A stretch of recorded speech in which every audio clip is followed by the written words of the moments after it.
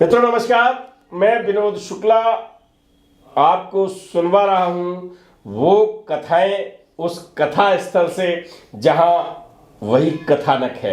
मैं सिद्धि माता के कच्छ में बैठा हूँ, नीम करोली धाम में। कुछ घंटे की आवाज़ आपको आ रही होगी।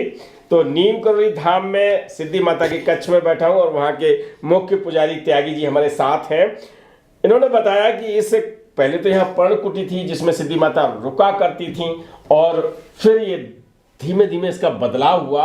और किसने बदलाव किया, इसे उस पर्णकुटी से इस कच्छ में पक्का कच्छ हो गया है, क्योंकि अब आप यहाँ पर सेवारत हैं और इस कच्छ में रहने का सौभाग्य भी मुख्य पुजारी जी को है यहाँ पर। तो बहन जी पुनः आपको प्रणाम करते हुए आपसे मैं ये जानना चाहूँगा कि आपने ये बताया था कि कोई सीताराम सेठ, तो सीताराम सेठ के बारे में क्या है, कौन है ये सीताराम सेठ? ऐसा है कि बाबा जी आगरा में ट्रेन से उतरे एक बार।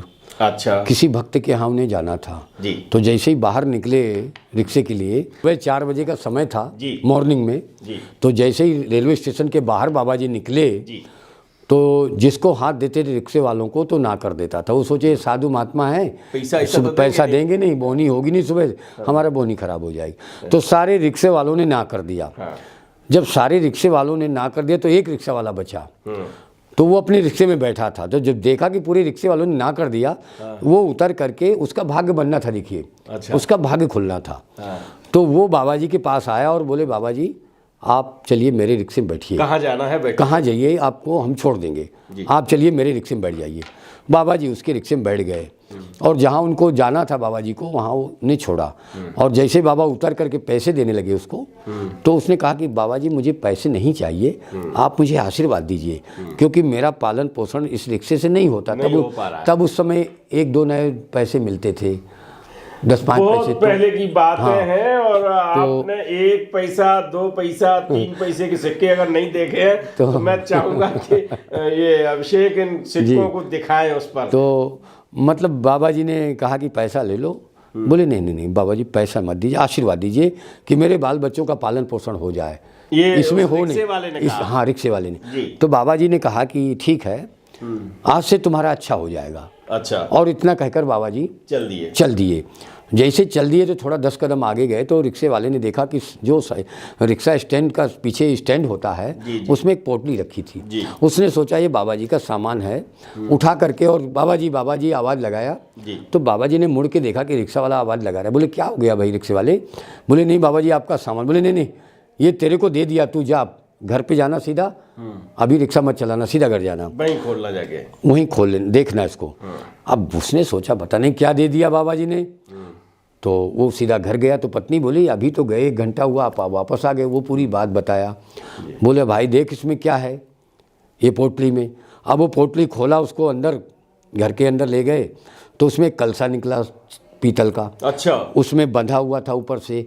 उसको खोला तो उसके अंदर जो गिन्नी सोने की चलती थी पहले, ईंटें गिन्नी, तो पूरा गिन्नी भरी थी उसके अंदर। सोने का गिन्नी भरा था। अरे वाह। अब वो सेठ धीरे धीरे उसको अपना बेचा वगैरह।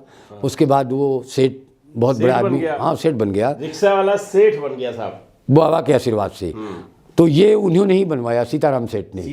ये जो माता जी के लिए सीताराम सेठ ने, दुर्गा जी का मंदिर और बाबा जी का जो मंदिर है, ये 3 कार्य किया। फिर मैनेजमेंट के साथ उसका नहीं कुछ बात व्यवहार समझ में आया तो फिर वो कैंची में काम करने। अब वो अब्जोपति है इस समय, वो उद्योगपति है, बहुत बड़ा उद्योगपति है। चलिए सेठ एक रिक्शा चालक और सीताराम, कहाँ सीताराम लोग कहते थे, अब सीताराम सेठ आज अब्जोपति आदमी है।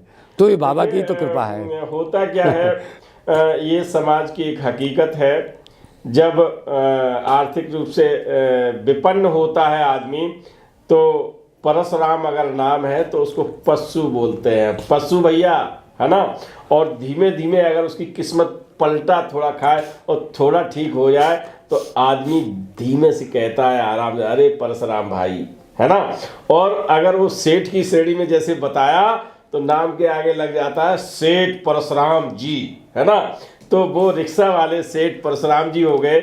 आपके कथनानुसार आप उद्योगपति हैं और आगरा में उनकी नई पीढ़ी बड़े अच्छी तरीके से उसको काम आगे बढ़ा रही है और महाराज जी की सेवा भी कर रही है। अब ये अलग चीज है कि वो कहाँ कहाँ कर रहे हैं महाराज जी के नहीं, सारे महाराज जी धाम के एक जैसे हैं। उनके ऊपर बहुत कैंची धाम, नीम करोरी, हनुमान सेत मंदिर, हम तो भाई कहेंगे कि देश विदेश में जो मंदिर है आप जहाँ भी जो कर सकते हैं वहाँ करें, जहाँ अच्छा लगे वहाँ करें। तो एक रिक्शा चालक कैसे उद्योगपति बना, आप भावना को देखिए, श्रद्धा को देखिए और विश्वास को देखिए, और वो जरा सी सेवा के बाद, जरा सी सेवा क्यों, क्योंकि बड़ी छोटा सा काम भी आदमी को एक मुश्किलात जीवन से बहुत आसान और बहुत अच्छी जिंदगी दे सकता है। ये एपिसोड सेठ या रिक्शा चालक, क्या नाम है साहब? सीताराम सेठ। नाम भी बहुत बढ़िया ना, इसीलिए दोबारा बुलवाया, सीताराम सेठ को समर्पित करते हुए अब आगे आपसे मिलता हूं। ये सीरीज आपको बहुत अच्छी लग रही होगी। चलते हैं साहब, महाराज जी की दूसरी गुफा यहाँ पर है, कल करवाते हैं। आज आपसे विदा लेते हैं, राम राम।